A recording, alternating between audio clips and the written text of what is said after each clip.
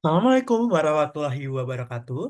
Halo, nama saya Nova Ramadan, akan memenuhi tugas UAS Teknik Pengolahan Emerging Thermal dan juga Non-Thermal, dan sekarang membahas mengenai ohming heating atau pemanasan yang biasanya menggunakan listrik atau induksi listrik gitu ya.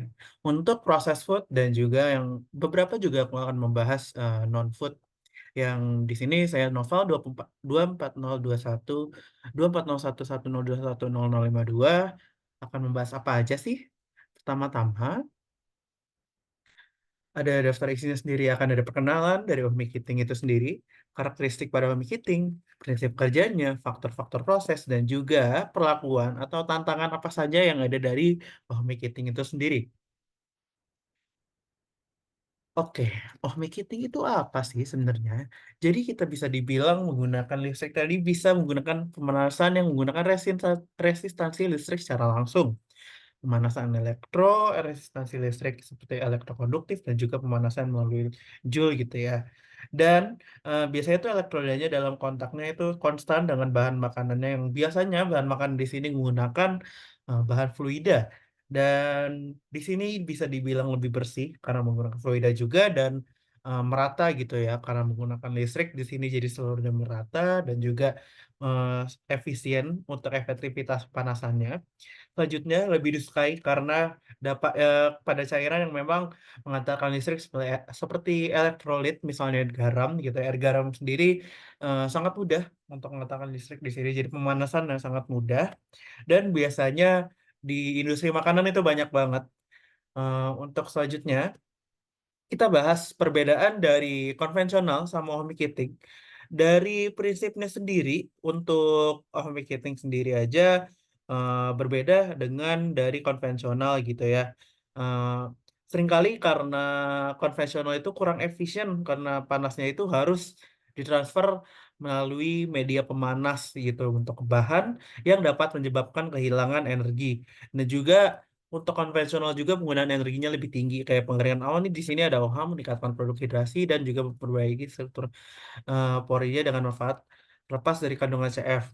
Jadi kayak ohming heating ini lebih efisien secara energinya juga dan dalam memperbaiki struktur porinya dalam fluida apalagi ya itu sangat lebih bagus sekali. Dan untuk konvensional gitu ya, gampang banget menyebabkan overclocking pada bagian luar bahan. Karena pengembangan kekuatan jangka panjangnya ini terlalu besar dibandingkan dengan eh, apa namanya ohming heating yang eh, lebih stabil karena mempertahankan kualitas nutrisi juga dan sensorik bahan makanan karena yang cepat dan meratanya. Jadi minim begitu resiko untuk overcooknya karena merata di sini. Jadi udah mah nggak overcook, tidak terlalu panas, jadi juga merata.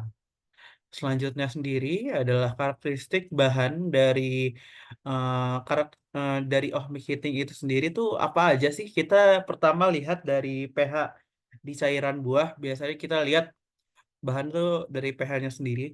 Dimana kalau kandungan pH asam misal dari jeruk gitu ya, untuk konduktivitas listriknya itu biasanya lebih tinggi karena ion H plusnya yang lebih banyak dan dapat meningkatkan efisiensi pada pemanasan ohming. Ini biasanya pada citrus gitu ya, let's say jus jeruk atau jus lemon yang mempengaruhi banget dari konduktivitas listrik.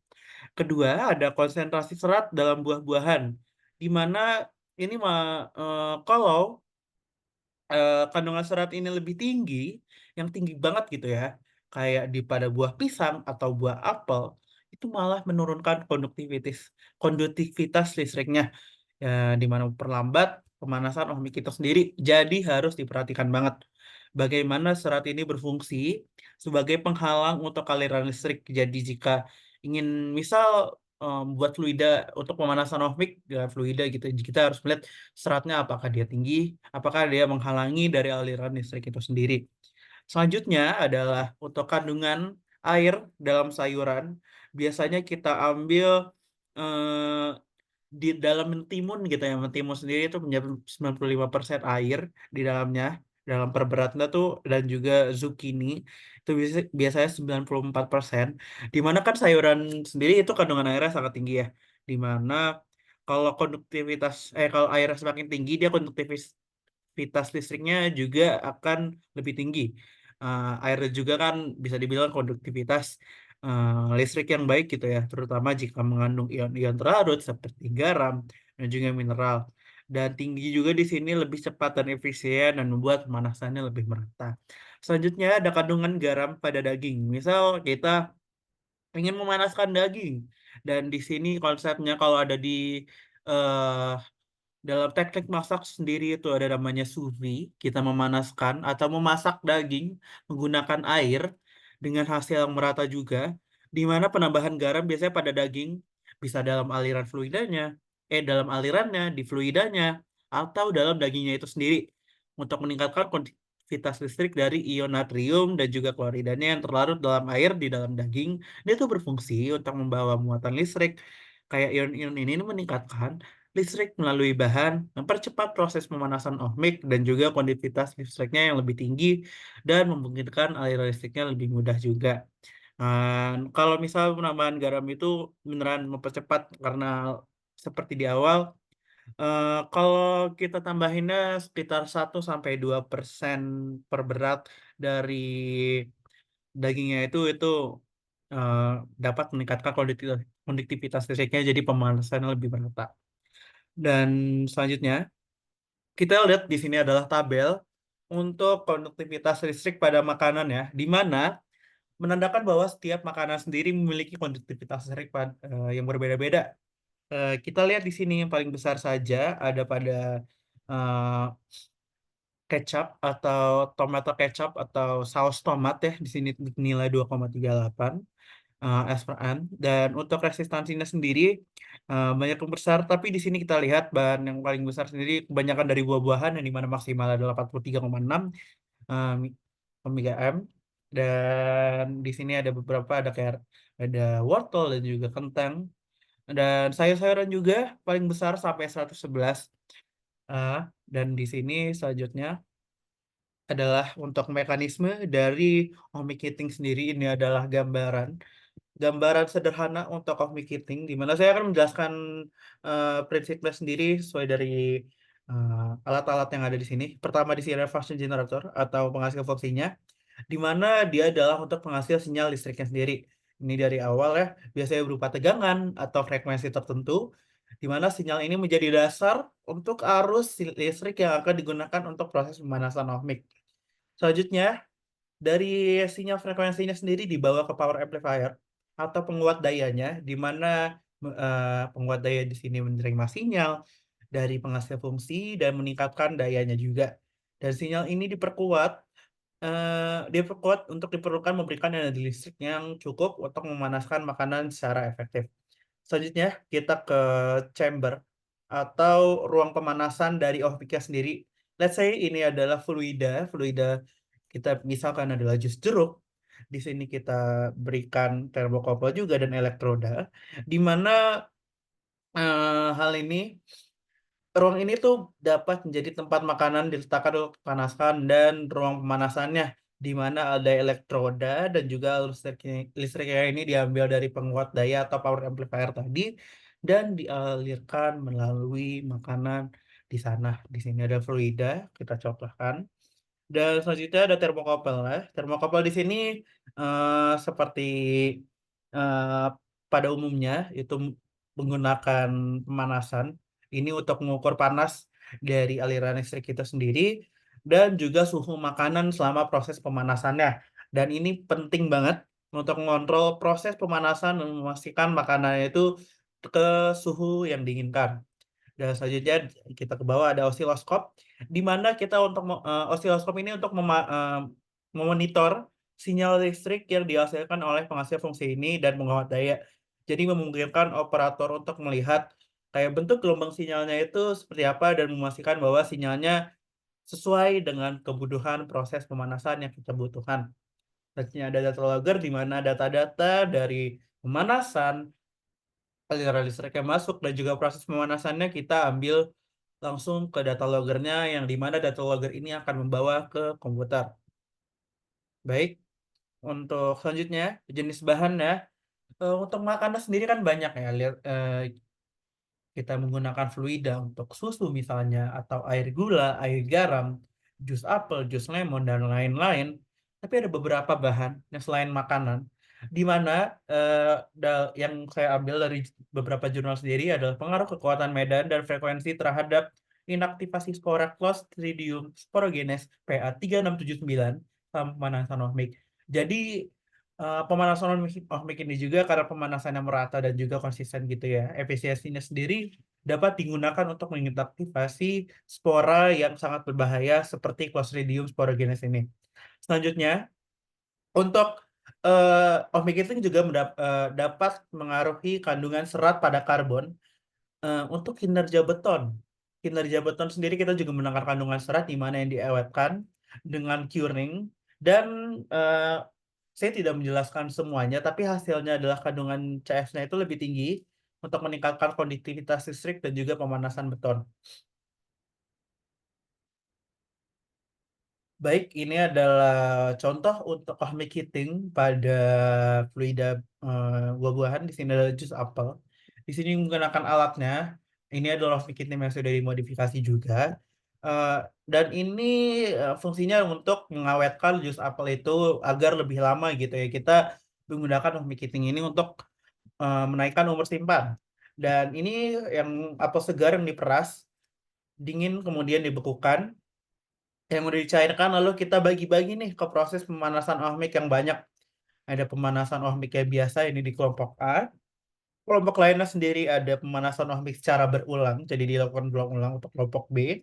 Selanjutnya ini pokoknya semuanya dilakukan dengan medan listrik 25 volt per cm pada frekuensi 60 Hz dan dipanaskan hingga 65 derajat selama 30 detik, kemudian didiamkan pada suhu 65 derajat selama 4 menit, dan terakhir kita dinginkan. Dan selanjutnya, ini adalah hasil mikrobanya untuk pada Olmic Heating Apple. Dalam jurnal ini juga disebutkan bahwa kalau pemanasan pada kelompok A sendiri yang hanya sekali saja itu meningkatkan jumlah bakteri E. coli dari 4,8 CFU per mili menjadi 7,8 CFU per mili, yang bisa dibilang kalau sorry, itu untuk konvensional biasa, itu malah menambahkan bakteri E. coli. Tapi untuk pemanasan ohmik kali ini, untuk yang A, berhasil mengurangi jumlah bakteri E. coli sebesar 3 log CFU per mili, dari 4,8 menjadi 1,8. Tapi eh, malah jumlah bakterinya yang meningkat. Di sini pada minggu kelima bisa dibilang, jika kita melakukan pemanasan ohmik secara lebih lanjut, secara lebih lama gitu ya. Soalnya dalam waktu tertentu sendiri dapat menurunkan bakteri yang ada, tapi jika lebih lama lagi itu malah menaikkan lagi. Sedangkan pada pemanasan ohmik berulang di sini pada kelompok B juga menunjukkan penurunan awal bakteri sebanyak 3 log CFU per mili. Namun jumlah bakterinya juga malah meningkat kalau diulang-ulang terus sampai menambah sebesar 1,2 log CFU per mili. Dan selanjutnya, ini adalah hasil atribut pada apelnya, di mana kita dapat melihat nih untuk apel tuh bisa dilakukan untuk apa aja. Misal untuk dikaramelisasi pada apel tersebut eh, dapat terlarut di air panas gitu ya. Dan untuk fermentasi di sini bisa untuk eh, apa namanya, express press juice, di mana dia itu dapat es itu kayak difermentasi atau didiamkan. Eh, dan untuk medicine juga menggunakan powder iodine tincture pada paper filter. Selanjutnya dan lain-lainnya ini bisa dibaca sendiri. Oke, selanjutnya adalah hasil konduktivitas listriknya pada jus apel ini secara keseluruhan gitu ya. Di mana secara keseluruhan jus apel ini memiliki pada kelompok B pada hasil pemanasan ohmik yang secara berulang gitu ya, memiliki kualitas yang sama atau bahkan lebih baik daripada jus apel dengan pasteurisasi secara ringan. Di mana jus apel hasil pemanasan ohmik berulang ini memiliki nilai sensorik yang lebih baik, dan di mana di sini lebih baiknya Konteksnya apa? Itu ada aroma kulit apel lebih kuat, aroma karamel yang lebih lembat, rendah, dan tidak ada aroma fermentasi dan juga logam. Dan dibandingkan jus apel pasteurisasi yang biasa gitu, yang ringan dan jus apel komersial, ini tuh beda banget. Dan jika menggunakan untuk berulang juga, dapat meningkatkan masa simpan yang lebih lama, di mana ini yang biasanya hanya bertambah untuk konvensional jus apel biasa itu hanya let's say 6 bulan, ini dapat menambah sampai 6 minggu atau lebih. Dan peningkatan konduktivitas listrik jus apel juga dapat digunakan sebagai indikator kerusakan, di mana jus apel hasil pemanasan ohmik berulang itu memiliki konduktivitas listrik yang lebih rendah dan juga stabil dibandingkan jus apel lainnya. Selanjutnya adalah untuk inaktivasi Clostridium PA gitu ya. Clostridium PA3679 itu apa sih? Jadi ini biasanya bakteri yang digunakan untuk industri makanan, di mana ini berbahaya banget, di mana sporanya itu dapat dideteksi dan juga yang tahap istirahat nih dia bentuknya anaerob, berbentuk batang dan juga gram positif. Dia ini untuk eh, apa namanya? Untuk memvalidasi proses dari sterilisasi makanan. Dan jadi ini cara untuk inaktivasinya adalah menggunakan frekuensi 30, 40, sampai 50 volt per centimeter dan tiga frekuensi 60 Hz, 1000 Hz, dan 5000 Hz. Dan proses inaktivasinya ini dianalisis pada tiga suhu, yaitu 110 derajat, 120 derajat, dan di 130 derajat. Dan di sistemnya sendiri, sistem pemanasan ohmik secara khusus dirancang untuk memastikan laju pemanasan yang konsisten. Dan selanjutnya, dan untuk hasilnya sendiri, kita bisa lihat di sini bahwa jumlah spora yang negatifnya sendiri itu kalau pengaruh suhu, itu kalau suhu 110 derajat, di mana jumlah sporanya negatif. Jadi dia itu, dan di sini bisa dilihat semuanya negatif karena paparan suhu sublental yang mengarah ke jumlah spora yang lebih tinggi kalau dikontrol, tapi jika menggunakan pemanasan ohmik semuanya sudah negatif atau mati. Dan frekuensinya kalau dilihat, jika lebih rendah, let's say di 5 kHz gitu, bukan di 60 Hz gitu ya, menyebabkan tingkat inaktivasi yang ternyata lebih cepat. Dan pada suhu 120 derajat untuk 50 volt per centimeter, inaktivasinya itu sampai sebesar 60 sampai 2,1 gitu ya, 2,1 em, spora yang eh, jatuh atau rusak dari hasil omic heating. Dan ini adalah kelebihan dan kekurangan non heating, di mana kelebihannya efisiensi pemindahan panas yang tinggi, pengontrol suhu yang baik, pemeliharaan kualitas produk, keefektifan dalam inaktivasi spora. Kekurangannya adalah tentu ini adalah biaya investasinya sangat tinggi, kendala konduktivitas pada bahan, kesulitan dalam penerapan produk partikel padat. Dan kesimpulannya apa? Ini adalah metode yang sangat bagus untuk makanan bersifat fluida dan fokus untuk inaktivasi mikroba atau spora. Dan biasanya jika kita lihat pada mikrobiologinya yang bertahan cenderung yang paling resisten, dan mengindikasikan kemungkinan perlunya pemrosesan yang lebih indah pada tahap akhir masa simpan produk.